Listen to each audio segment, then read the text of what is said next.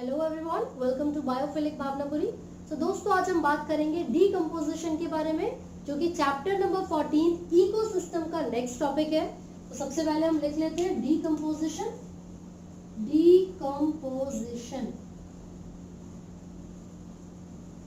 चलिए, तो बहुत सारे स्टूडेंट्स ऐसे होंगे जो कह रहे हैं डीकम्पोजिशन तो बहुत ही आसान है, बचपन से पढ़ते आ रहे हैं, है ना।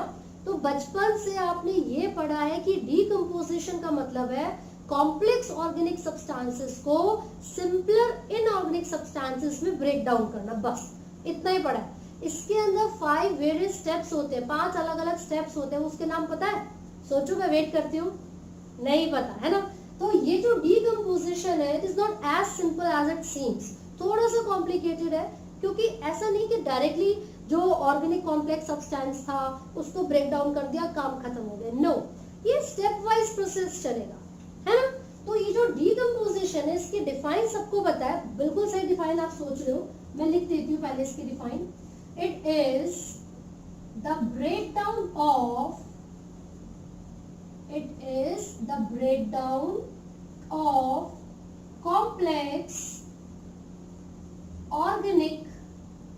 complex organic substances into simple inorganic substances.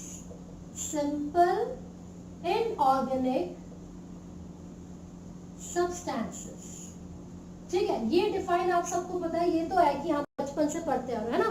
अब राइटिंग सही है ना? बच्चे कहते हैं दीदी राइटिंग साफ नहीं है, अब मैंने साफ साफ लिखा है। तो डीकम्पोजिशन का मतलब है the breakdown of complex organic substances into simpler inorganic substances. ठीक है, तो ये जो ब्रेकडाउन करते हैं वो ऑर्गेनिजम्स बहुत सारे हो सकते हैं, जैसे कि आपने अर्थवर्म का एग्जांपल सुना होगा, बैक्टीरिया हो गया, फंजाई हो गया। वो सब क्या है? डीकम्पोजर्स है। They are also called saprophytes. क्यों? क्योंकि वो डेड और डिकेइंग सब्सटेंसेस से अपना न्यूट्रिशन गेन कर रहे हैं। ठीक है, अब एक दो टर्म्स जो और आपको इस पर्टिकुलर टॉपिक में पढ़ने की जरूरत है। एक टर्म होती है डेट्रिटस। ठीक है, एक टर्म होगी डेट्रिटिवोर्स। है ना। अब ये है क्या? Detritus is basically the raw material, जिस रॉ मटेरियल को ब्रेक डाउन करके सिंपल इनऑर्गेनिक सब्सटेंसेस को बनाया जाएगा, उस रॉ मटेरियल को डेट्रिटस कहा जाता है। जो सब्सटेंस ब्रेक डाउन किया जाएगा सिंपल इनऑर्गेनिक सब्सटेंसेस को बनाने के लिए, उसको कहा जाता है डेट्रिटस। इसका एग्जांपल हो सकता है लीव्स, ट्विग्स, डेड बॉडीज हो सकते हैं, डेड एनिमल्स या डेड प्लांट्स हो सकते हैं। ठीक है, डेड एनिमल्स या डेड प्लांट्स हो सकते हैं। इसके अलावा जो एग्जांपल हम इसके अंदर लेंगे, कोई भी लिटर जो पड़ा हुआ है नीचे, ये वेजिटेबल या फ्रूट की पील हो सकती है, कोई वेजिटेबल या फिर फ्रूट पील हो सकते हैं। तो these all are the examples of detritus, है ना। तो ये रॉ मटेरियल है, these are the raw material जिनको ब्रेक डाउन करके सिंपल इनऑर्गेनिक सब्सटेंसेस में कन्वर्ट किया जाता है। और कन्वर्ट करेगा कौन? वो इंडिविजुअल जो कि ऑर्गेनिक मैटर को सिंपल इनऑर्गेनिक सब्सटेंस में ब्रेक कर रहा है ना। वो होते हैं डेट्रिटिवोर्स। And the example here is earthworm. आपने सुना होगा कि अर्थवर्म को फार्मर्स फ्रेंड कहा जाता है। अर्थवर्म को फार्मर्स फ्रेंड कहा जाता है। ऐसा इसलिए होता है क्योंकि ये क्या करेगा? सॉइल को लूज करता है और जो भी कॉम्प्लेक्स सब्सटेंसेस थे उनको ब्रेक डाउन करेगा। एज अ रिजल्ट सॉइल के अंदर न्यूट्रिएंट्स की जो मात्रा है, न्यूट्रिएंट्स का जो अमाउंट है, वो इंक्रीज होगा, उसकी फर्टिलिटी बढ़ जाएगी। तो किसान के लिए तो ये बहुत फायदेमंद हो गया। इसीलिए अर्थवर्म को फार्मर्स फ्रेंड भी कहा जाता है। और यहाँ पर हमने देखा earthworm is an example of डेट्रिटिवोर्स। क्यों? क्योंकि वो कॉम्प्लेक्स सब्सटेंस को सिंपल सब्सटेंस में ब्रेक करेगा। ये क्लियर है ना? ये टर्म्स आपने पढ़ लिए, बहुत इंपॉर्टेंट टर्म्स है। What are the different steps which are included under decomposition? ठीक है, कौन कौन से स्टेप्स हैं? सबसे पहला जो स्टेप हम इसमें पढ़ेंगे वो है फ्रेगमेंटेशन। सबसे पहला स्टेप है फ्रेगमेंटेशन। अब इसका क्या मतलब है? इसका मतलब है फ्रेगमेंट्स में बट जाना। भाई जितना भी organic complex substance complex organic substance जो कि सॉइल के ऊपर सरफेस पर पड़ा हुआ है, ये जब अर्थवर्म देखेगा, भाई टहनी पड़ी, पत्ती पड़ी, आज तो मजा आ गया, वो पत्ती को सिंपल सब्सटेंस में ब्रेक डाउन करेगा, फ्रेगमेंट्स में बांट देगा। ठीक है, तो फ्रेगमेंटेशन का मतलब क्या है? Break down of complex organic substance into simple substances। और यहाँ पर कौन कर रहा है काम? मैं लिख रही हूँ, ये अर्थवर्म ने किया है, बाय अर्थवर्म। तो फ्रेगमेंटेशन का मतलब क्या है? The breakdown of complex organic substances into simpler substance. वो किसने किया था? अर्थवर्म ने किया था। तो अर्थवर्म ने डेट्रिटस को ब्रेक डाउन कर दिया। ये सबसे पहला स्टेप होता है डीकंपोजिशन का, which is called fragmentation. Second step जो है उसको कहते हैं लीचिंग। सेकेंड स्टेप कहलाता है लीचिंग। अब लीचिंग में क्या होगा? ये जो सिंपल सब्सटेंसेस हैं, ये धीरे धीरे सॉइल के अंदर जाएंगे और इनऑर्गेनिक सॉल्ट के फॉर्म में प्रेसिपिटेट हो जाते हैं। ठीक है, सो these substances go down into the soil and get available as inorganic nutrients or salt। precipitate हो जाता है, and get precipitated as unavailable inorganic nutrients या फिर inorganic salt। तो जो सेकेंड स्टेप है लीचिंग, इस प्रोसेस में क्या होगा? अर्थवर्म ने जिस कॉम्प्लेक्स सब्सटेंस को थोड़ा थोड़ा ब्रेक डाउन किया था, वो धीरे धीरे सॉइल के अंदर जाएगा और अनअवेलेबल सॉल्ट की फॉर्म में वहां पर इकट्ठा हो जाएगा। अनअवेलेबल सॉल्ट या अनअवेलेबल न्यूट्रिएंट की फॉर्म में वहां पर इकट्ठा हो जाएगा।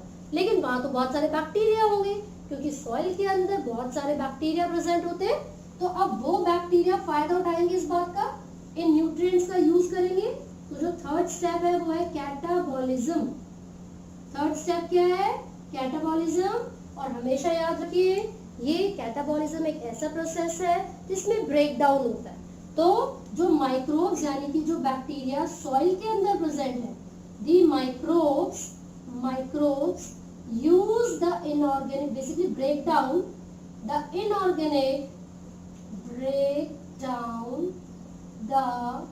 inorganic salts within the soil।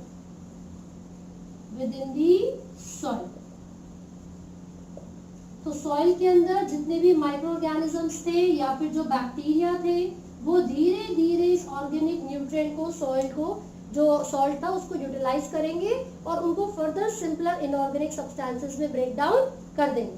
सो हमने 3 स्टेप्स पढ़े हैं। एक है fragmentation, then leaching, then catabolism. Please remember all these 3 steps occur simultaneously. ये तीनों ही स्टेप्स एक ही समय पर होते हैं, फ्रेगमेंटेशन, लीचिंग, कैटाबॉलिज्म। लेकिन आगे के 2 और स्टेप्स है जो रह गए, जिसको कहते हैं ह्यूमिफिकेशन एंड मिनरलाइजेशन। वो डीप इनसाइड द सॉइल होगा। और ह्यूमिफिकेशन का मतलब क्या है, पहले आप इसको कॉपी कर सकते हो या स्क्रीनशॉट ले सकते हो।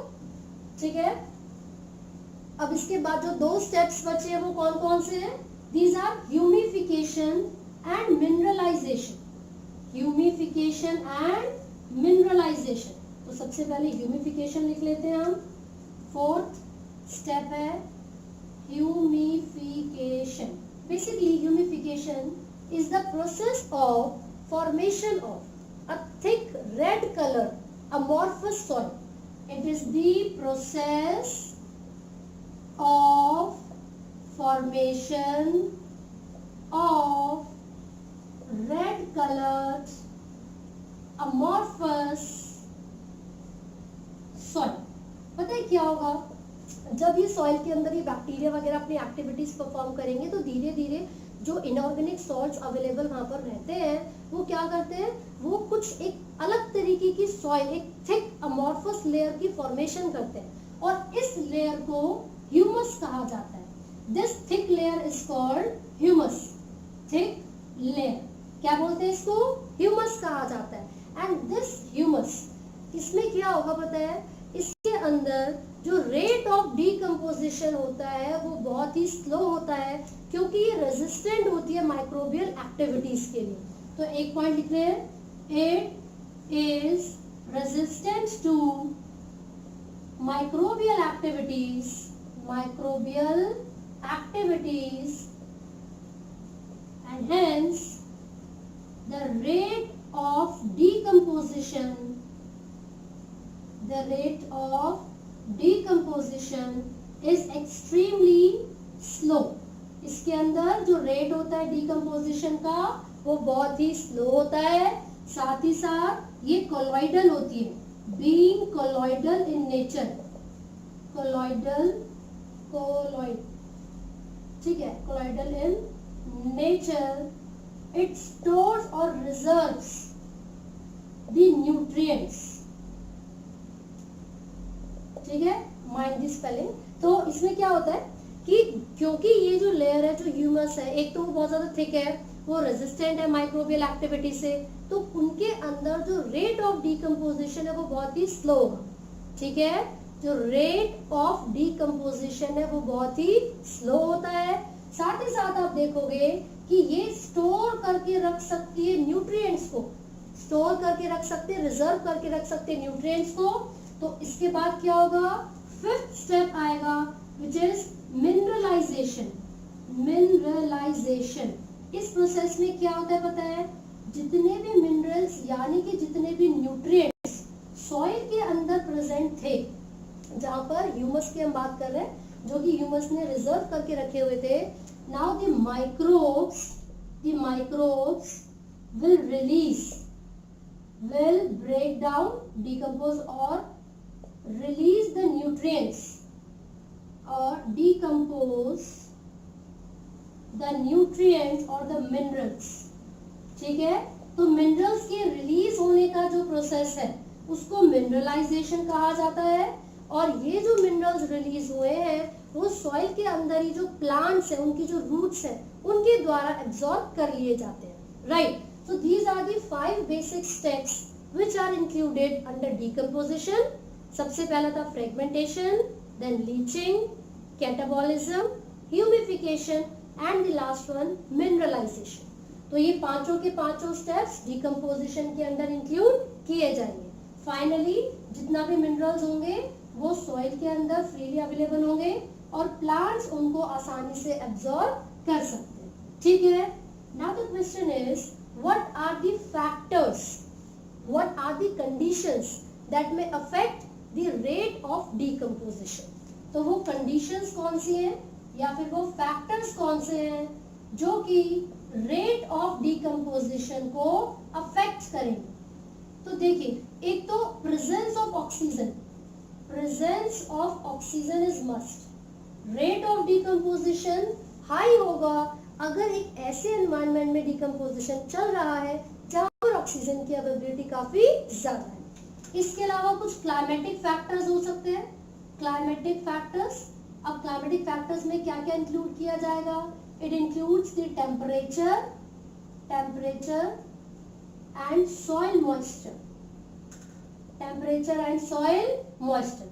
If there is a higher temperature, so the rate of decomposition will be maximum, and if the temperature is low, तो जो rate of decomposition है वो कम हो जाता है। High temperature का मतलब है high rate of decomposition। ठीक है, लेकिन अगर temperature कम है तो फिर जो decomposition का rate है वो भी कम होगा, डिक्रीज हो जाएगा। इसीलिए जब फ्रिज में रख देते हैं हम अपने सामान को, खाने पीने को, तो वो खराब नहीं होता है। राइट, अब इसके अलावा क्लाइमेटिक फैक्टर्स के अलावा, कंडीशंस के अलावा एक होता है कंपोजिशन ऑफ डेट्रिटस। जो डेट्रिटस है, जैसे कि वो सब्सटेंस जिसको हमें ब्रेक डाउन करना है, जिसको बैक्टीरिया वगैरह को ब्रेक डाउन करना है, वो बना किससे, उसका कंपोजिशन क्या है ना। तो देखो, अगर कभी भी जो डेट्रिटस है वो बना हुआ है लिग्निन और कार्टिन से, लिग्निन एंड कार्टिन का कंसंट्रेशन अगर बहुत ज्यादा है तो स्लो रेट ऑफ डिकम्पोजिशन, क्योंकि एक ऐसे पॉलीमर से मिलकर बने हुए हैं जिनको डिकम्पोज करने में काफी समय लगता है। तो अगर किसी भी डेट्रिटस में लिग्निन और कार्टिन की मात्रा ज्यादा होगी तो जो रेट होता है डिकम्पोजिशन का वो बहुत ही स्लो होता है, राइट। लेकिन इसी के उल्टा अगर nitrogen and water soluble substances, water soluble substances ज्यादा होंगे, water soluble substances like sugars, अगर ये प्रेजेंट है आपके डेट्रिटस में तो फास्टर होता है रेट डिकम्पोजिशन का, फास्टर रेट ऑफ डिकम्पोजिशन, ठीक है। तो ये हमने देखे वो फैक्टर्स जो कि जरूरी होते हैं जब रेट ऑफ डिकम्पोजिशन की बात आती है।